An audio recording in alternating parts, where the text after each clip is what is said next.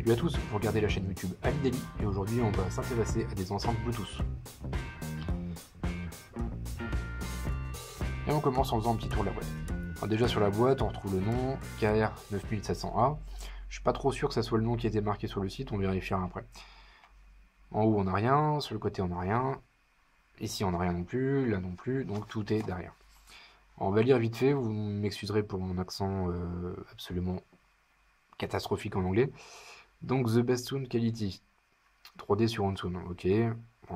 Un son 3D, ils aiment bien marquer ça tout le temps. Qu'est-ce que c'est qu'un son 3D, on sait pas trop. New Bluetooth 2.1, alors 2.1 c'est pas récent, hein, donc New Bluetooth, ça doit être une boîte qui a un certain temps, enfin un produit qui a un certain temps.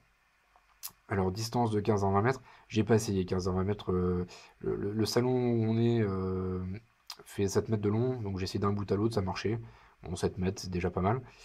4 ohms, 3 watts x 2, bon pareil les watts ça veut jamais rien dire. 4 ohms je sais pas pourquoi ils le mettent à cet endroit là, ils le répètent après. La fréquence 100 Hz, 18 000 Hz, oui, oui c'est possible. 85 décibels en sensibilité, c'est pas énorme 85 donc c'est possible aussi. L'autre valeur je la connais pas, hein, 500 MB, je sais pas ce que c'est.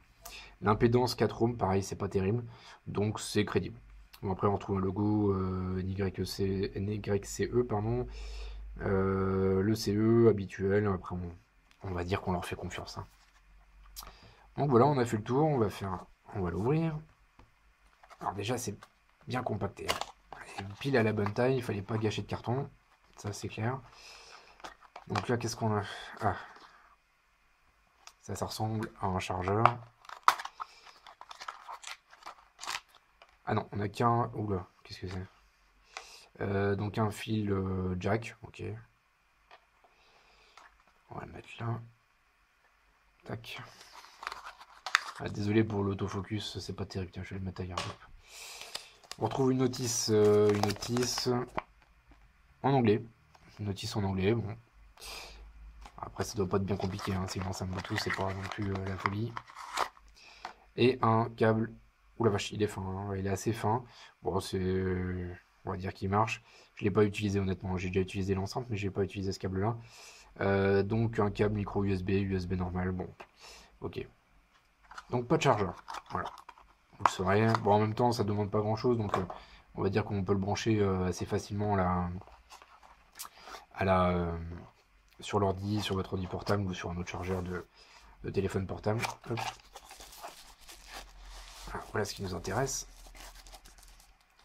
Oula, j'éclaire un peu. Donc emballer, reprotéger ensuite. Ok. Et on découvre la bête. Donc sur le dessus, on a les boutons, Bluetooth speaker. On voit que c'est très inspiré de l'enceinte Bose Sound Mini Link ou Mini Sound Link. Je sais plus exactement mon nom. C'est très inspiré. C'est pas une copie, c'est pas une contrefaçon. On n'a pas la marque, mais il y a une petite inspiration assez prononcée, hein. Je vous mettrai une photo, vous allez voir. Donc devant, on a une grille. C'est relativement bien fini. Là, il y a 2-3 impacts qui sont dus à mon utilisation, hein. Je suis pas très précautionneux.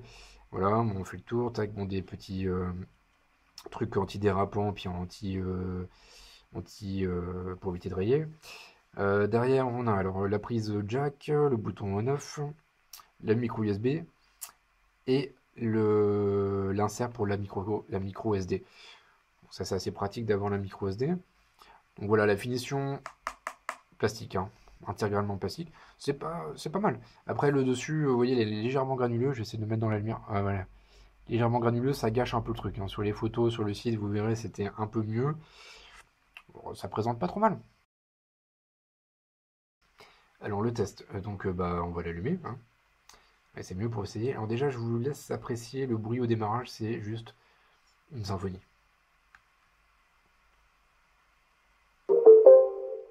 Oui, alors quand on la reçoit et qu'on entend ça, je sais pas si vous avez entendu la qualité du son, mais c'est pas terrible.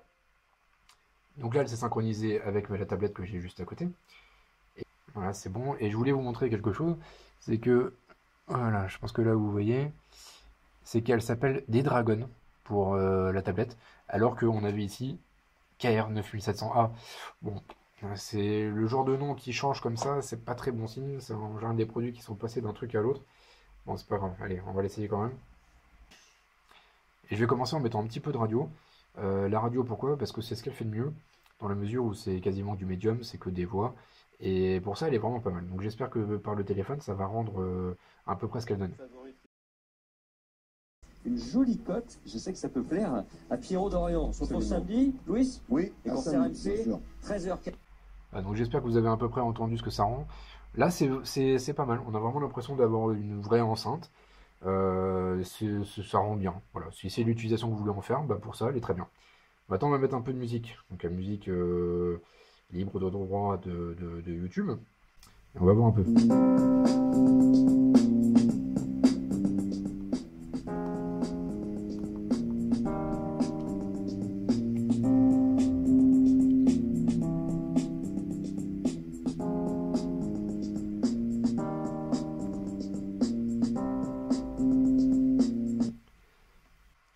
Oui, sur ça, c'est pas trop mal. Il n'y a pas trop de basse et elle s'en sort vraiment correctement.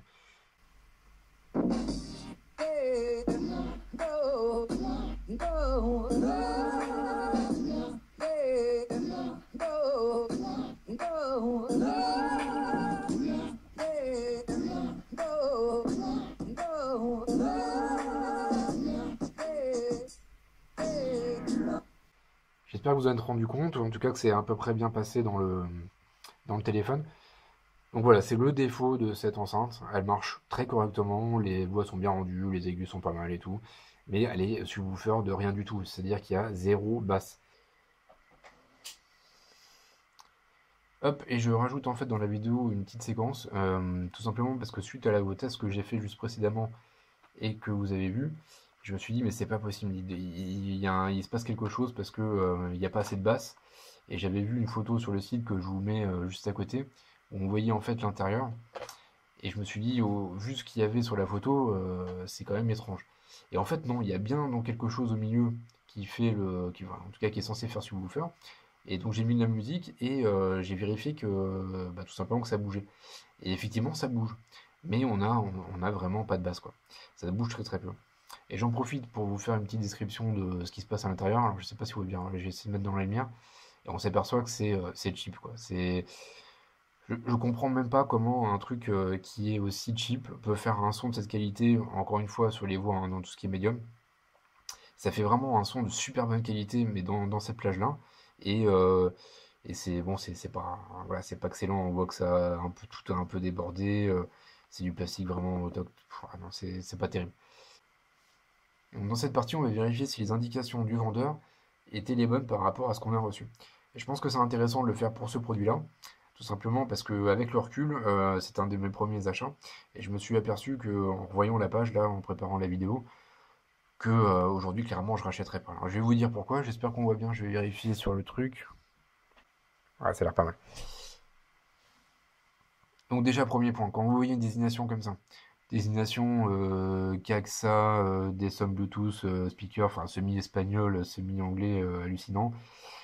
Speaker box of sound boombox. Ouais, bon, en fait, je me suis fait avoir par le nombre d'avis positifs. Vous voyez, il est quelque part par là, ouais, 308 votes et les feedbacks sont bons. Euh, je vais essayer de les afficher. Et en fait, je me suis fait, voilà, je me suis fait un petit peu berner par ça. Donc, il y a beaucoup de 5 et 4 étoiles. Encore une fois, pour le prix, donc, on était à 17 euros. Elle est pas mal, elle est pas mal, mais clairement, c'est pas une bonne affaire, quoi. C'est pas terrible. Tiens, il y a quelqu'un qui met une photo, là, on va regarder. Ouais. Donc là, par exemple, on a un Français qui trouve que c'était bien et que il a reçu en 15 jours, c'est cool, machin. Et il trouve que ça fait l'équivalent d'une enceinte à 80 euros en magasin pour 20 euros. Bon, je trouve qu'on est plus sur une enceinte à 30-40 euros en France. Donc, quelque part, c'est une bonne affaire dans le sens où voilà, on l'a payé 17 euros, elle fait à peu près ce qu'on a à 30-40 euros ici. Mais bon, c'est pas non plus un truc de malade, quoi.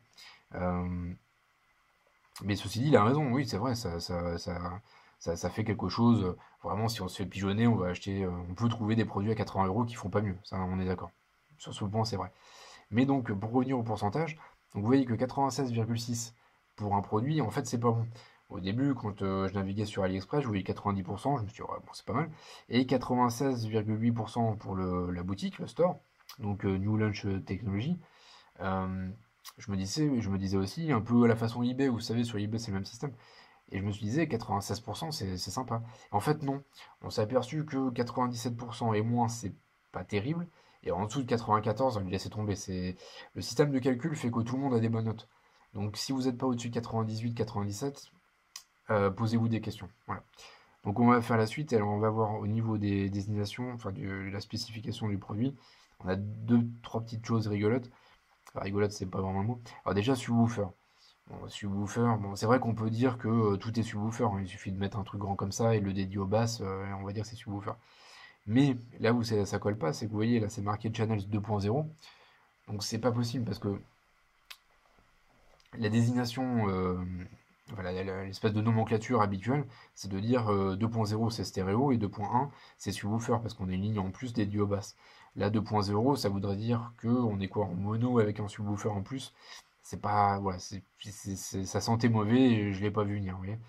Et après pareil, bon, home théâtre, bon, enfin, home theater, je suppose, je sais pas pourquoi c'est marqué théâtre. Enfin, en même temps on a bien de l'espagnol ou je sais pas quoi dans la description. Donc c'est pareil, home theater, bon, j'enlève la tablette parce qu'on en a fini avec ça. Et regardez ça quoi. Home theater. Enfin c'est.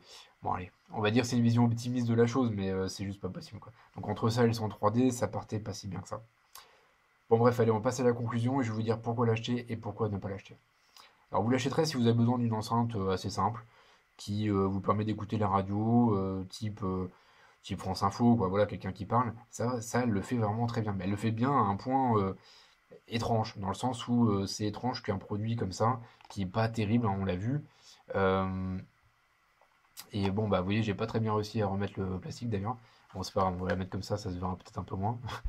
Euh, c'est étrange que pour un produit comme ça, les médiums soient aussi bons.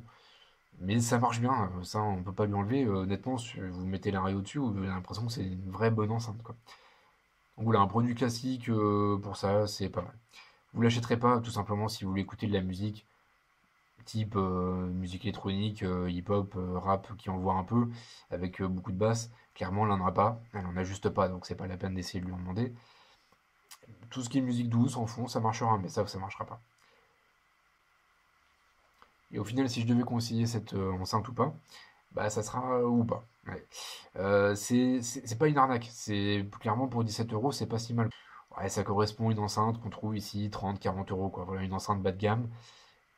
C'est vraiment bizarre cette histoire de médium, mais bref, je vais pas encore revenir là-dessus, mais ça me turlupine. Je comprends pas comment un truc fait comme ça peut avoir une aussi bonne qualité pour cette partie-là. Donc je vous la recommande pas spécialement. Je pense que sur AliExpress on peut trouver mieux. Et pour vous dire très franchement, j'espère vous avoir éventuellement évité un achat. J'espère que cette vidéo vous a plu. N'hésitez pas à laisser un commentaire, revenir voir d'autres vidéos. Je vous dis à bientôt. Ciao ciao.